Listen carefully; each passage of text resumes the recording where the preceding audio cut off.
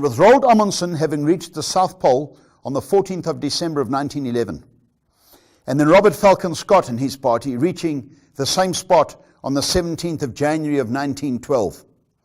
That great man, Ernest Shackleton, felt that the last great geographic prize left for humankind was a crossing of Antarctica from the Weddell Sea via the South Pole and out via the Ross Sea.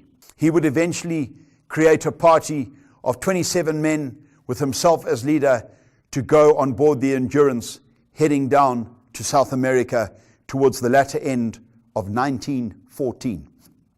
They were 43 miles from land at Russell Bay. If you climbed into the crow's nest, you could see land. The wind changed, the temperature plummeted, and the sea froze, trapping their ship like an almond in a slab of chocolate.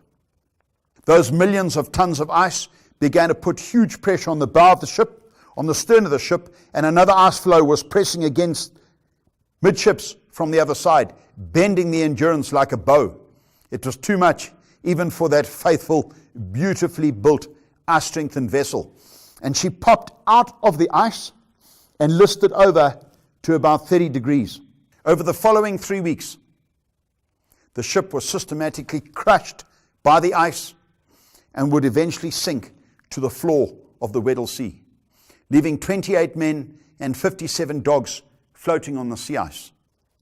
And herein lies some of the magic of the story, because those 28 emaciated, desperate, weak men paddled for 108 hours, 4.5 days and nights, without a warm drink or meal, to try and achieve their own salvation.